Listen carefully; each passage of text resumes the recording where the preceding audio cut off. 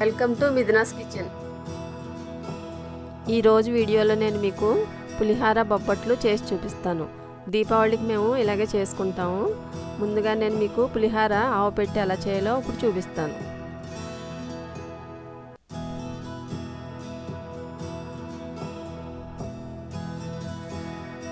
ముందుగా బౌల్ తీసుకుని 1/2 కిలో రైస్కి సరిపడా చింతపండు తీసుకున్నాను. చింతపండు కడిగేసి శుభ్రంగా నానబెట్టి దాన్ని చిక్కగా పులుసు తీస్తున్నాను. ఇప్పుడు అలా వచ్చింది. స్టవ్ వెలిగించకుండానే పెట్టాను పాన్. ఇది చింతపండు గుజ్జు అందులో వేసేసుకోవాలి, చిక్కగా తీసుకోవాలి. కొంచెం ఎక్కువ తీసుకున్నా మనం నిల్వ చేసుకోవచ్చు. నేను రైస్కి సరిపడానే తీసుకున్నాను.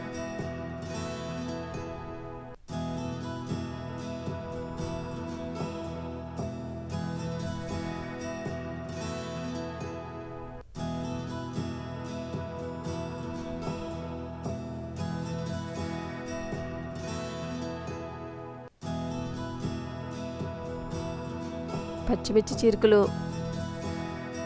అల్లం ముక్కలు, కరివేపాకు కొద్దిగా, 1/2 టీ స్పూన్ పసుపు, సాల్ట్,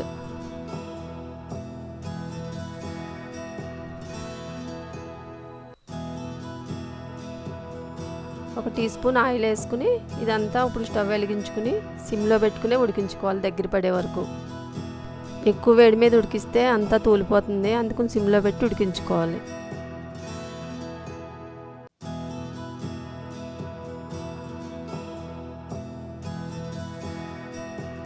ఉడకడానికి ఇంకా టైం పడుతుంది. నేను రైస్ ఉడికించి పెట్టాను, అదో బౌల్లో వేసుకున్నాను. దానికి మనం ఇప్పుడు నూనె కొద్దిగా పసుపు వేసి అన్నానికి పట్టించుకోవాలి.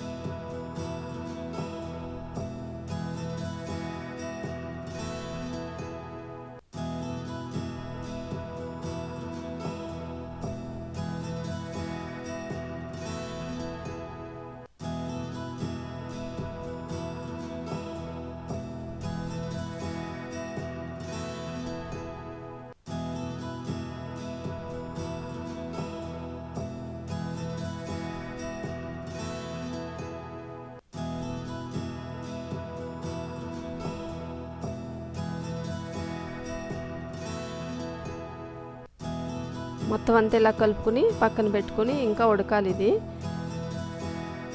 ఈలోగా ఆవ నూరుకుందాం.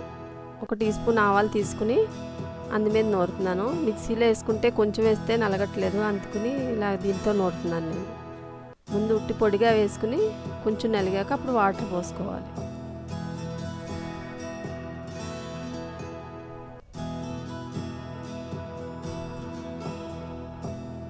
కొద్ది కొద్దిగా వాటర్ పోసుకుంటూ మెత్తగా పేస్ట్లా చేసేసుకోవాలి.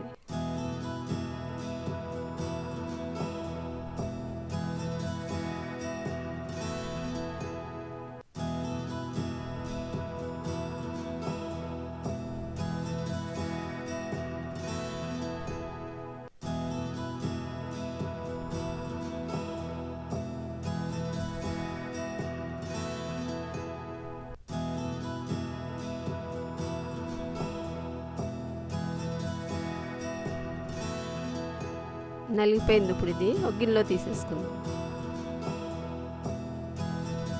పులుసు కూడా ఉడికిపోయింది. స్టవ్ ఆపేసుకుని అన్నంలో వేసి కలిపేసుకుందాం మొత్తం.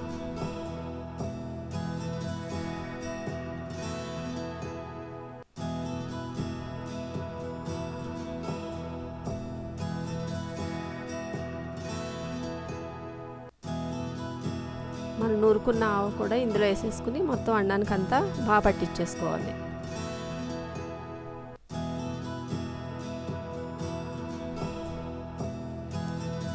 అది రెడీ అయింది. ఇది స్టవ్ వెలిగించి ప్యాన్ పెట్టుకుని పోపుకి సరిపడా ఆయిల్ పోసుకుని వేడి చేసుకున్నాను.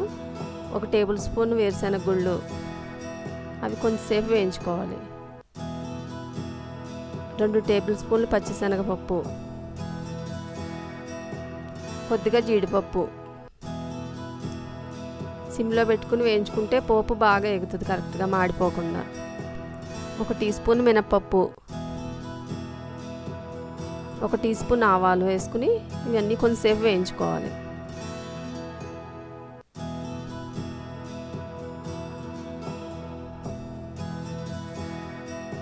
అల్లం ముక్కలు, పచ్చిమిర్చి చీరుకులు, కరివేపాకు, ఎండుమిర్చి ఇదంతా బాగా వేయించుకోవాలి.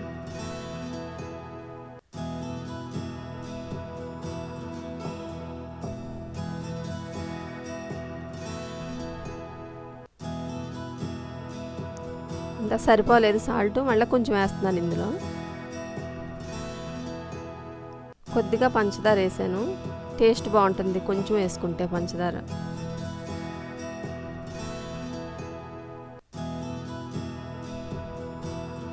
పోపు ఎగిపోయింది, అన్నంలో వేసేసుకుందాం.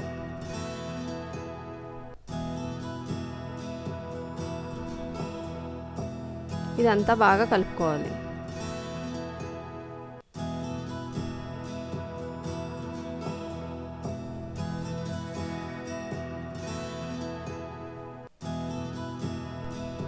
చింతపండు ఆవు పులిహోర రెడీ అయింది. ఇప్పుడు బొబ్బట్లు చేసుకుందాం. బొబ్బట్లు చేసుకున్నప్పుడు మనకి చివరలా దలసరిగా అది వస్తుంది చూడండి, ఇలా సాగుతున్నట్టు అదిని, అలా ఇది రాకుండా మెత్తగా ఉండేలాగా ఎలా చేయాలో నేను మీకు చేసి చూపిస్తాను. ముందుగా పిండి కలుపుకున్నాం. అరకిలో తీసుకున్నాను మైదా పిండి నేను, అంటే అరకిలో పప్పుకి అరకిలో మైదా కరెక్ట్గా సరిపోతుంది. కొద్దిగా సాల్ట్ వేసి టేస్ట్ కోసం ఇదంతా ఒకసారి బాగా కలుపుకోవాలి. ఇందులో కొంచెం కొంచెం వాటర్ పోసుకుంటూ కలుపుకోవాలి.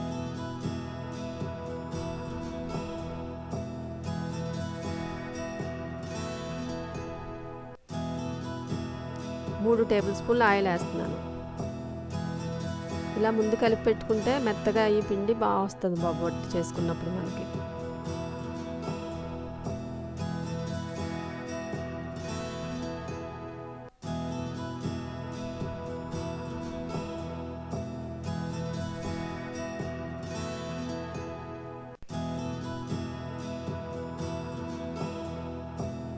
మళ్ళీ 3 టేబుల్ స్పూన్ల ఆయిల్ వేస్తున్నాను.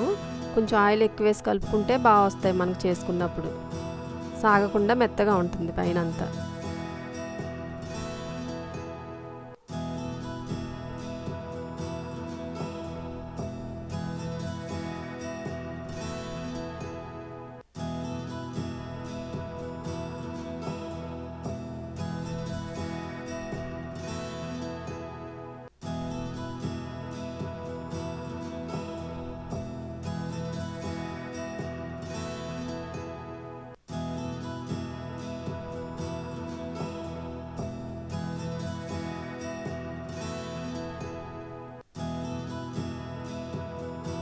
మళ్ళీ ఇంకో 3 టేబుల్ స్పూన్ల ఆయిల్ వేస్తున్నాను. పిండి తిప్పితే అలాగ తిరగాలి, అలా ఉండే వరకు కలుపుకోవాలి.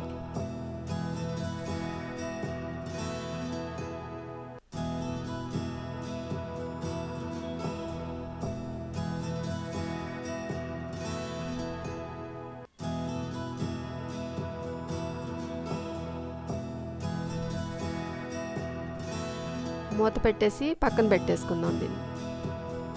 శనగపప్పు ఈ గ్లాస్తో 2 గ్లాసులు తీసుకున్నాను. నేను ముందుగా ఉడికించి పెట్టాను. కుక్కర్లో ఉడికించలేదు, మామూలుగానే ఉడకబెట్టాను.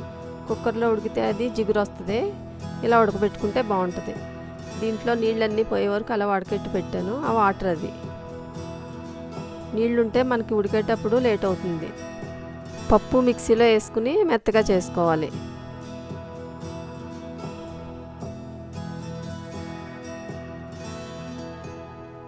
ఇలా వేసుకుంటే సరిపోతుంది. దీన్ని ఒక దలసరి గిన్నెలో వేసుకోవాలి.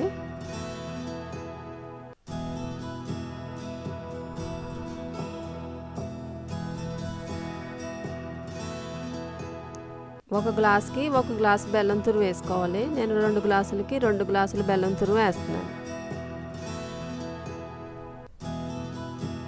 ఇదంతా ఒకసారి బాగా కలుపుకొని స్టవ్ సిమ్లో పెట్టుకుని ఉడికించుకోవాలి. హైలో పెట్టుకుంటే మీడియంలో పెట్టినా అడుగుని మాడిపోయి మాడు వాసన వస్తుంది అంతా.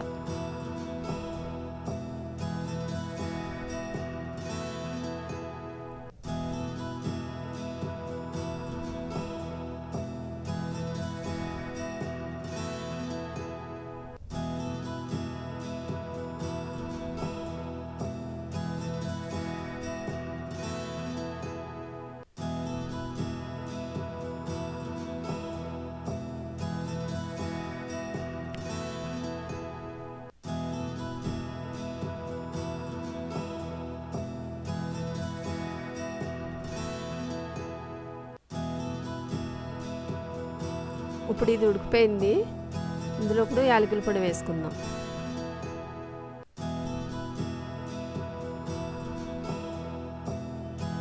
ఇదంతా ఒకసారి బాగా కలిపేసుకుని చల్లారే వరకు పక్కన పెట్టేసుకుందాం. చల్లారింది. ఇప్పుడు మీకు నచ్చిన సైజులో ఉండలు చేసుకోవచ్చు.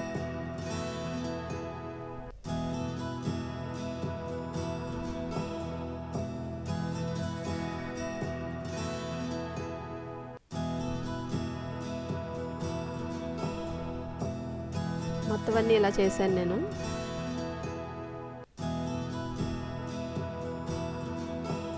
ఇప్పుడు బొబ్బట్లు చేసుకుందాం. ఆ ప్లేట్లో పక్కనే కొంచెం ఆయిల్ వేసుకోవాలి.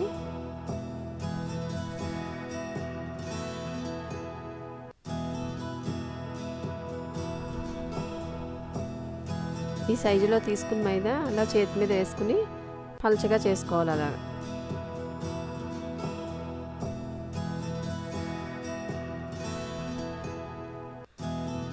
ఇప్పుడు ఆ పూర్ణ ఉండ అందులో పెట్టుకుని మొత్తం అంతా కవర్ చేయాలి.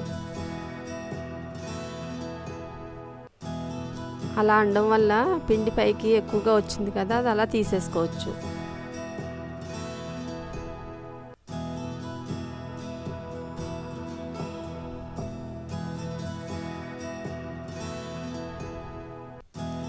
ప్లాస్టిక్ కవర్ తీసుకుని దానికి పైన నూనె రాసుకోవాలి.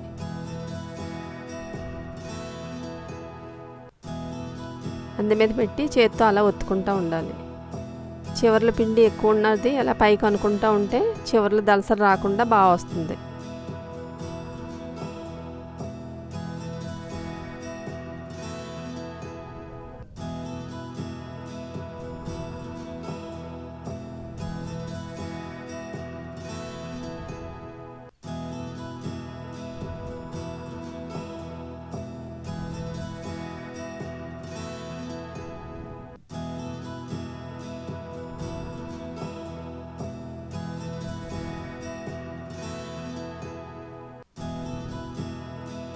మీరు పెద్దవి కావాలన్నా చేసుకోవచ్చు. మేము ఈ సైజులో చేసుకుంటాం, అందుకు నేను ఇలాగే చేసి చూపిస్తున్నాను మీకు.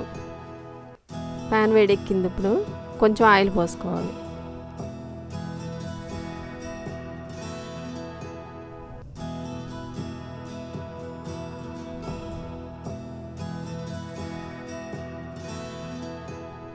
ఇప్పుడు ఇందు మీద వేసేసుకుందాం.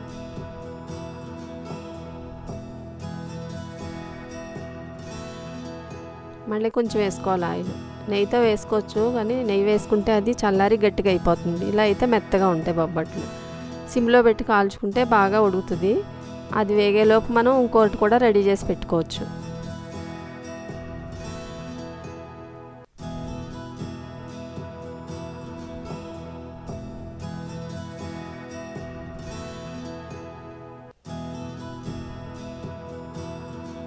దీన్ని ఒకసారి మళ్ళీ తిరిగేద్దాం.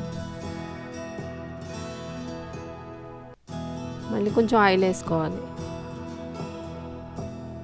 అటు ఖాళీలోపు ఇది మనం రెడీ చేసి పెట్టుకోవచ్చు. ఇలా అయితే ఫాస్ట్గా తొందరగా అయిపోతుంది మనకు చేసుకోవడానికి.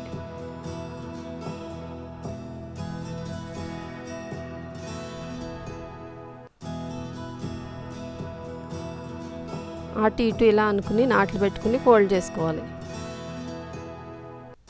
ప్లేట్లోకి తీసేసుకుందాం.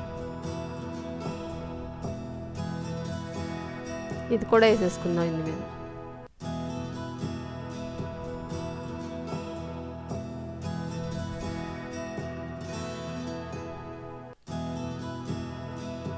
మొత్తం అన్నీ ఇలాగే చేసుకోవాలి.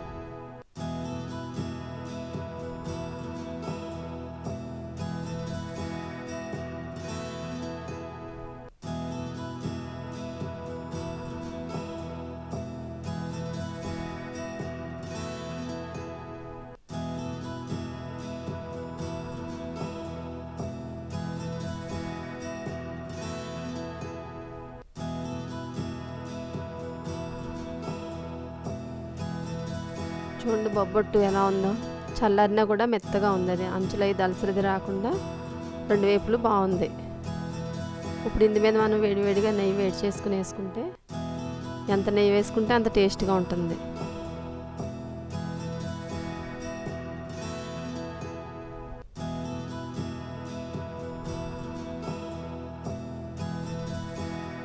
ముక్కు ఇరుపుతున్నా కూడా సాగకుండా వస్తుంది మెత్తగా. మీరు ట్రై చేసి చూడండి. నేను చూపించిన పులిహార బొబ్బట్లు రెండు నచ్చితే నా ఛానల్ని లైక్ చేయండి, షేర్ చేయండి, సబ్స్క్రైబ్ చేయండి.